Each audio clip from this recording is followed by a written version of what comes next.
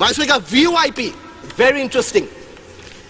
VoIP নিয়ে প্রায় বলা হয় মাননীয় স্পিকার, এখানে যে ভিওআইপি করে শত শত কোটি টাকা, আমি আপনাকে বলছি কিভাবে যায়। 29টা আইজিডব্লিউ লাইসেন্স দেওয়া হয়েছে মাননীয় speaker. Call rate is 3 cents, that means 2 টাকা 70 পয়সা, এবং প্রতি বছর দিতে হয় 8 কোটি টাকা আপনার বিটিআরসি কে। এই যে 3 সেন্টস মাননীয় স্পিকার, এর মধ্যে থেকে বিটিআরসি অর্ধেক নিয়ে যায়।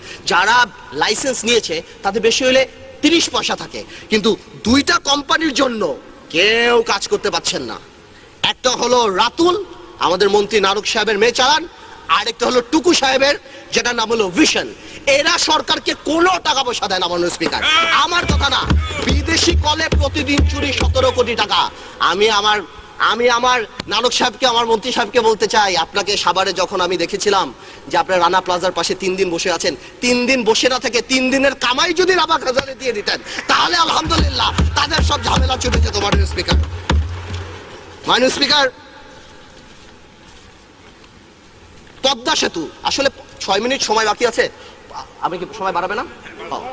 6 মিনিট সময়। পদ্মা সেতু নিয়ে আমি এত কথা বলি। পদ্মা সেতু বাংলাদেশ ইতিহাসের সবচেয়ে বড় ন্যাশনাল ইন্টারন্যাশনাল এম্বারাসমেন্ট, এবং এটা শুধুমাত্র গভর্নমেন্টের ব্যর্থতার জন্য এটা ফেল হয়েছে মাননীয় স্পিকার। আমরা এখনো আশা করি সরকার যাতে পদ্মা সেতুটা ঠিক করে করতে পারে। আমি কিছু বেসিক পয়েন্টে যাচ্ছি, যেহেতু মাননীয় স্পিকার সময় অনেক অল্প, এত অল্প সময় কথা বলা যায় না।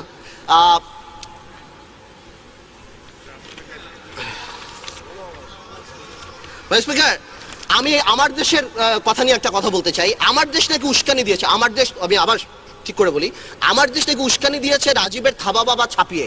আমি একটা জিনিস জানতে চাই, আমাদের মন্ত্রী সাহেব সুরঞ্জন সেনগুপ্ত সাহেব যখন বলল সুবহানাল্লাহ সুবহানাল্লাহ বলে এরা ভেঙে যাবে, তখন কেমন লাগে? তখন এবার আজকে যে বাংলাদেশে যদি কালকে 1 লক্ষ লোকের একটা মিছিল বের হয় এই বিচারের জন্য, তাদেরকে দোষটা কার হবে? আমাদের মন্ত্রী সাহেবের হবে, না ওই 1 লক্ষ লোকের হবে? সুরঞ্জিত সাহেব গুপ্ত বাংলাদেশের ভেটারেন পলিটিশিয়ান, আমি এখানে বসে আপনার মাধ্যমে বলতে চাই, ভেটারেন পলিটিশিয়ান, গ্রেট পার্লামেন্টারিয়ান, সবসময় ওয়েস্টমিনিস্টারের কথা বলে। আমি একটু মনে করিয়ে দিতে চাই, Westminster Edwina Currie, member of parliament south Derbyshire, conservative party থেকে রিজাইন করেছিল, শুধুমাত্র ভুলে বলেছিল এই দিনগুলি খারাপ। কয়েকদিন আগে মাননীয় স্পিকার, কয়েকদিন আগে কংগ্রেস মন্ত্রী রাওয়ান কুমার, অনেকটা সিমিলার, রাওয়ান কুমার রেল মন্ত্রী, ভাতিজা টাকা সহ ধরা পড়েছে। এখানে কি পিএস না? হ্যাঁ, অনেকটা সিমিলার, হি রিজাইন্ড। তাহলে আমার কথা হলো, এতই যদি, he is a man of integrity, এতই যদি ইন্টিগ্রিটি থাকে, why doesn't he resign? Why doesn't he resign? He should resign and create an example in Bangladesh that I resign from Bangladesh. যদি আসলে ওয়েস্টমিনিস্টার বিশ্বাস করে। মাননীয় স্পিকার, তত্ত্বাবধায়ক সরকার নিয়ে মাননীয় স্পিকার, তত্ত্বাবধায়ক সরকার নিয়ে আমি একটা তত্ত্বাবধায়ক সরকার নিয়ে মাননীয় স্পিকার আমি একটা কথা বলতে চাই। মাননীয় স্পিকার, যদি সময় নষ্ট, আপনি আমাকে সময় দিবেন, কারণ আমি একদম ভালোভাবে, আমি কাউকে প্রশ্ন আটক করছি না। তত্ত্বাবধায়ক সরকার নিয়ে বলি, মানুষের তত্ত্বাবধায়ক জন্ম কোথায়? 1991-এ 2টা দলের মিউচুয়াল রেসপেক্ট যখন ছিল না, 2 দলের মধ্যে যখন বিশ্বাস ছিল না, তখনই তত্ত্বাবধায়ক সরকার আসছে। মাননীয় স্পিকার, আজকে কি আপনি মনে করেন 2 দলের সম্পর্ক ভালো? মাননীয় স্পিকার, আমরা জেল খেটেছি শুধুমাত্র শেয়ার মার্কেটের বিরুদ্ধে বক্তৃতা দিয়ে। আমরা জেল খেটেছি, আমাদের বিরোধী দলের চিফ হুইপকে মারা হয়েছে মাননীয় স্পিকার, আমাদের এত লক্ষ লক্ষ মামলা। মাননীয় স্পিকার, বিরোধী দলীয় নেত্রীকে বাড়ি থেকে যেভাবে বের করা হয়েছে মাননীয় স্পিকার, তারপর আপনি মনে করেন 2 দলের সম্পর্ক ভালো? আজকে তারেক রহমান সাহেবকে নিয়ে মাননীয় স্পিকার বলা হয়। মাননীয় স্পিকার, আমি একটা কথা শুধু বলতে চাই, তারেক রহমান সাহেব বাংলাদেশের রাজনীতি করবে মাননীয় স্পিকার, এটাই খুব একটা স্বাভাবিক ব্যাপার মাননীয় স্পিকার। বাট আমার কথা হলো, তারেক রহমান সাহেব তো 4 বছর কোনো কথা বলেননি, এই একটা কথা বলেছে, এত গাত্রদাহ হয়ে যাচ্ছে আওয়ামী লীগের। তো যাদের গাত্রদাহ হচ্ছে তাদের উদ্দেশ্যে বলতে চাই মাননীয় speaker, it is the reality যে তারেক রহমান ফেরত আসবে, and you'll see more of Tarique Rahman. এবং তারেক রহমান কি রাজনীতি করার অধিকার রাখে কি রাখে না, এটা জনগণ ঠিক করবে। যেদিন বাংলাদেশে তারেক রহমান নামবে, সেদিনে দেখা যাবে যে বাংলাদেশে কি হয় না হয়। মাননীয় স্পিকার,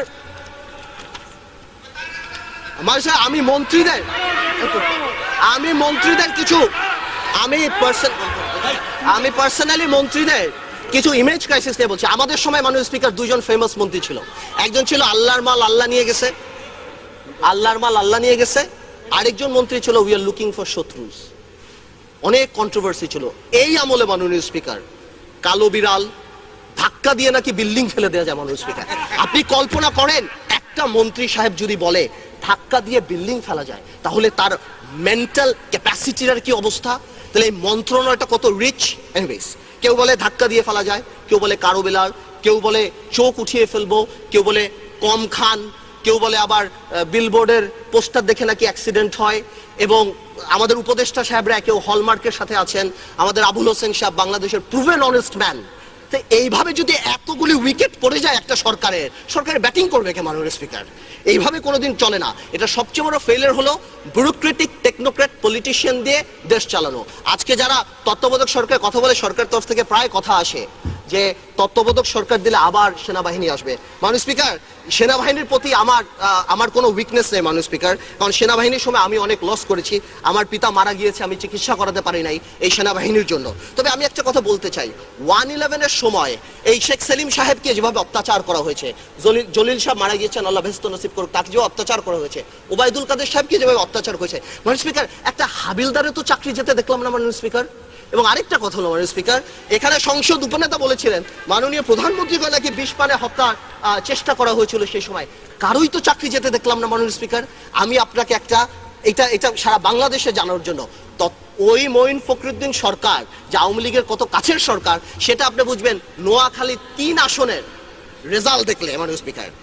সেখানে যেখানে বাংলাদেশ আওয়ামী লীগের জয় জয়কার, সেখানে নৌকা মার্কা মাত্র পেয়েছে 4098 ভোট মাননীয় স্পিকার। কেন জানেন? মঈনুদ্দিন আহমেদের ভাইকে এমপি বানানোর জন্য আসল লোককে নমিনেশন দেওয়া হয়। এবং যার কারণে এই যদি মাইন্ডসেট হয়ে থাকে, আমার কথা আমরা চাই মাননীয় স্পিকার গণতান্ত্রিক পন্থায় যাতে করে ক্ষমতা বদল হোক। এই রাষ্ট্র কোনো কারণেই আজকে যখন উন্নয়নের উপর ভিত্তি করে আমরা ক্ষমতা পালা বদল হবে, সেই মুহূর্তে আমাদের ঠিক করা হচ্ছে কি মাননীয় স্পিকার, ঠিক করা হচ্ছে কে ইসলামিক কে নন ইসলামিক, মুক্তিযুদ্ধের পক্ষে মুক্তিযুদ্ধের বিপক্ষে, শাহবাগী অ্যান্টি শাহবাগী, Indian pro Indian anti Indian, secular non secular. মাননীয় স্পিকার, আমরা তো এখন বসে দেশ চালাবো এই চিন্তা করে যে আমরা কি ডেভেলপমেন্ট করেছি, সামনে আমরা ক্ষমতা আসলে কি করব। আমরা যদি এইটাই না ঠিক করি মাননীয় স্পিকার, তাহলে তো আমরা বারবার 42 বছর আগেই পিছিয়ে চলে যাই মাননীয় স্পিকার। মাননীয় স্পিকার, আপনাকে আবার অভিনন্দন মাননীয় স্পিকার। না, অসুবিধা নেই, লাগবে না। আপনাকে আবার অভিনন্দন মাননীয় স্পিকার। আমি মনে করি আসলে অবশ্যই গণতন্ত্রে ভোটাধিকার অনেক বড় একটা ব্যাপার, কিন্তু